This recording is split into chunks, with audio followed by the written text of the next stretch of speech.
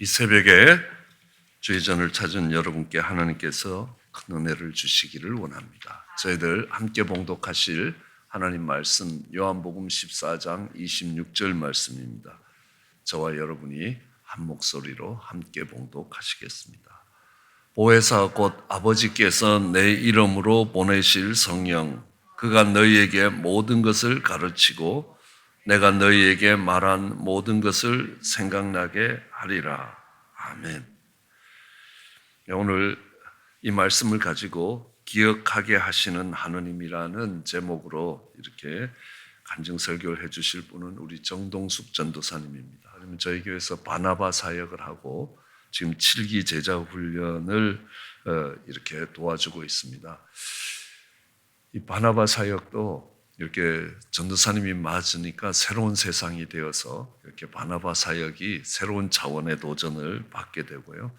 그래도 참 감사한 거는 이 코로나 기간에도 처음 교회를 찾아오시는 분들이 계시다라는 게 참 감사하고 사역이 일어나고 있다는 것들에 대해서 감사하고 또 제자 훈련도 지금까지 해보지 않은 방식으로 새로운 시스템을 만들어 가고 있는데 특별히 일이 많습니다. 다른 때보다 더 많은 일이 있는데 그럼에도 불구하고 7기 제자 훈련이 이 생명반이 잘 끝난 것도 우리 전도사님의 수고 덕분이라고 생각합니다.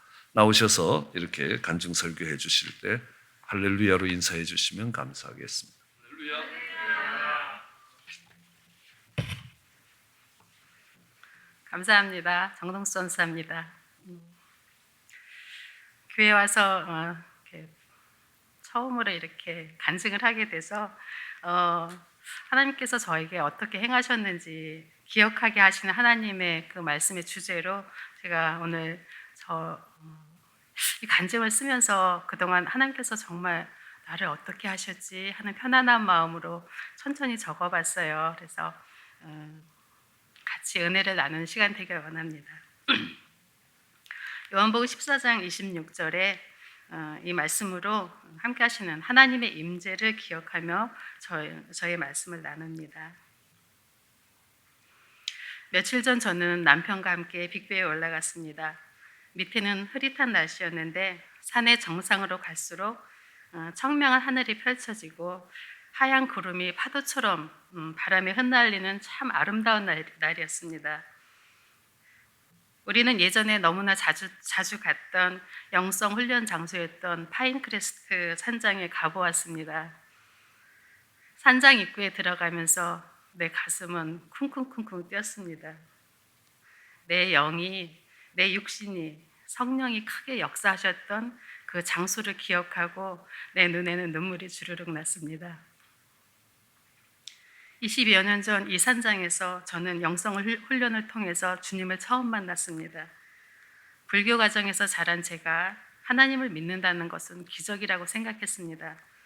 그런데 하나님은 저를 만나주셨고 하나님이신 주 예수께서 십자가에서 피 흘려 죽으시고 3일 만에 부활하셔서 나의 모든 죄값을 지불하시고 저를 구원해 주심을 알게 하셨습니다. 내 안에 평안과 기쁨을 주시면서 하나님은 제 삶을 바꿔놓으셨습니다. 그 후 하나님은 나의 눈을 들어 바라볼 곳을 주셨습니다. 선교지였습니다. 선교지에서 바람처럼 임하시고 불처럼 임하시는 하나님의 성령의 역사를 보았습니다. 신발도 없이 다니는 멕시코 오지에서는 그들의 맑은 눈동자를 보며 하나님의 긍휼하심을 배웠습니다. 인도네시아의 모슬렘 의식을 보며 어둠의 영이 지배하는 그 땅을 회복시키시기를 원하시는 주님의 마음을 깨달았습니다. 선교지를 다니면서 주님이 머무는 곳에, 주님의 시선이 머무는 곳에 나의 시선이 머물기를 기도했습니다. 신앙생활을 할수록 저는 하나님을 아는 지식과 하나님의 임재에 대하여 갈증을 느꼈습니다. 하나님을 더 알기 원했습니다. 에레미야 29장 13절에 너희가 온 마음으로 나를 구하면 나를 찾을 것이요 라고 주님은 말씀하셨습니다. 우리가 주님을 찾으면 찾을 수 있다고 하셨습니다. 저는 몇 달간, 몇 주 동안 전화도 TV도 모두 문명을 거부한 채 하나님을 알고 싶어서 몸부림쳤습니다. 오직 말씀과 기도, 주님의 음성을 듣는 시간을 가졌습니다. 조용한 가운데 말씀이 더 선명하게 들리고 마음은 정결하고 깨끗해졌습니다. 주님은 저에게 말씀하셨습니다. 내 신을 벗으라.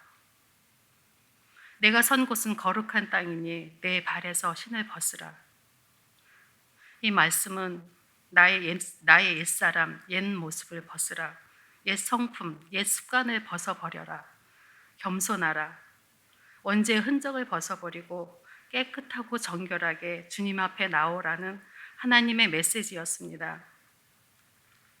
나의 옛 모습, 옛 성품을 벗기 위해 새벽마다 무릎으로 주님께 나아갔습니다. 너무나 거칠고 흉악하고 또한 연약한 저는 하나님께 매달렸습니다. 거칠고 거친 저를 성령님은 보듬어 주셨고 나의 사랑하는 자여, 나의 어여쁜 자여 하시며 천국의 소망을 바라보게 하셨습니다. 많은 시간 주님과의 교제는 형용할 수 없는 기쁨이었습니다. 귀와 눈을 열어주셔서 교회의 비전을 보고 듣게 하시고 하나님의 기름 부으신 자들을 리더로 세워가게 하셨습니다. 그즈음 신학교에 대한 콜링을 주셨고 교회는 사역자로 저를 부르셨습니다. 저의 집안으로는 처음 예수님을 믿는 저이기에 하나님은 강권적인 은혜로 저를 붙잡아 주신 것 같습니다. 한국에 계신 가족들이 주님을 알게 해달라고 늘 중보기도 했습니다. 그 기도의 씨가 떨어져 한국에 나갔을 때 조카들이 개척교회를 섬기며 열심히 신앙생활을 하고 있는 것을 보게 하셨습니다. 할렐루야. 조카들의 전도로 올케 언니를 비롯하여 많은 친지들이 주님께 돌아왔습니다.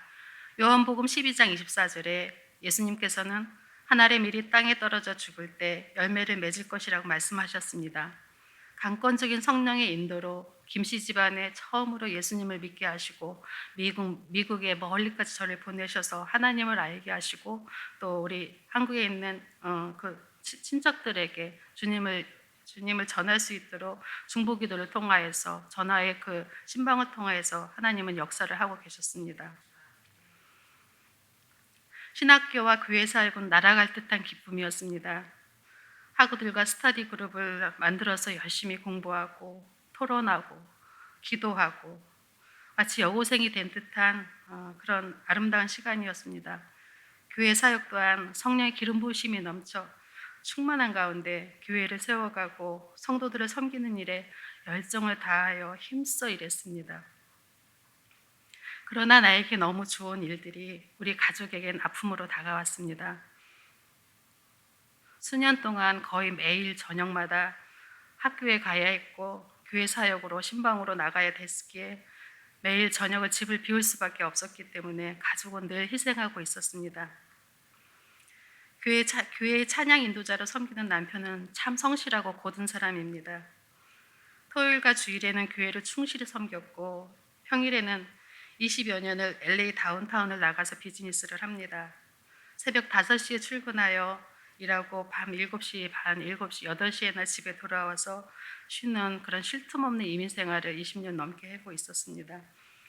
제가 학교를 가기 위해서 아무리 예쁘게 차려놓고 예쁘게 집을 단장하고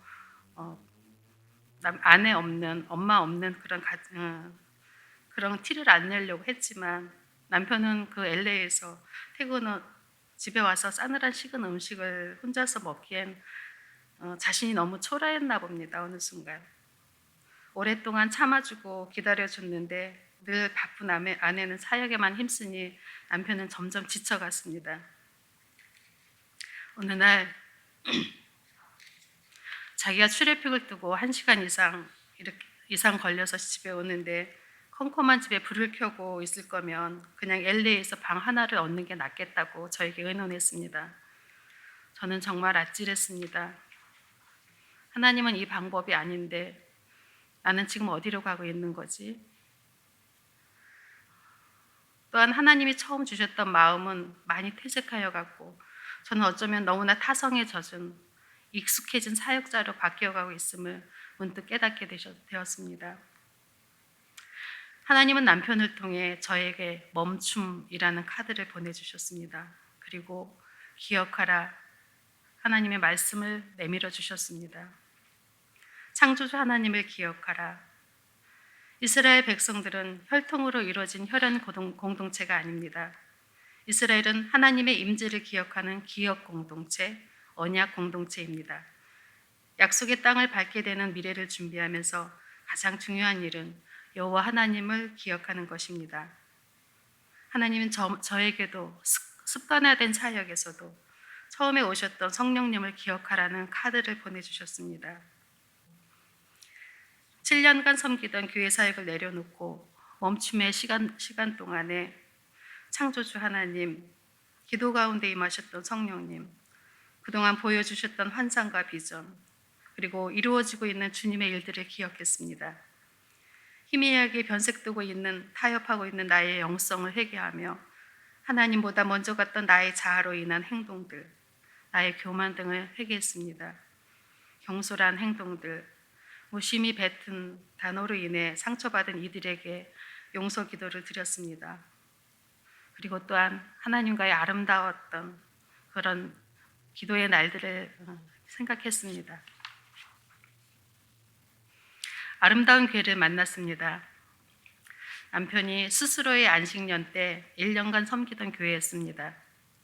2018년 7월 첫째 주 처음 나를 이곳에 데리고 오면서 소풍 가는 아이처럼 상기되어 기뻐하던 남편의 모습이 생각납니다. 우리는 57번 프리를 타고 오며 산에 물든 노란색 꽃에 반했습니다. 울창한 나무가 많은 거리를 지나 교회에 도착하면 이장 아저씨 같이 인자하신 목사님과 여러분들이 반갑게 맞이해 주셨습니다. 올해 2월 하나님의 은혜로 교회에 새로 오신 분들을 섬기는 바나바 사역을 맡았습니다. 바나바 사역은 평신도 사역자들이 체계적으로 잘 봉사하고 계셨습니다.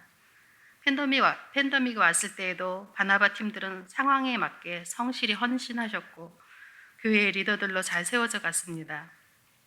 또한 하나님은 귀한 주의 자녀들을 교회에 보내주셨습니다. 목마른 사슴이 시냇물을 찾듯 어려운 상황일지라도 주께 예배하기 위해 새로 오신 분들은 참으로 보배로운 성도들입니다.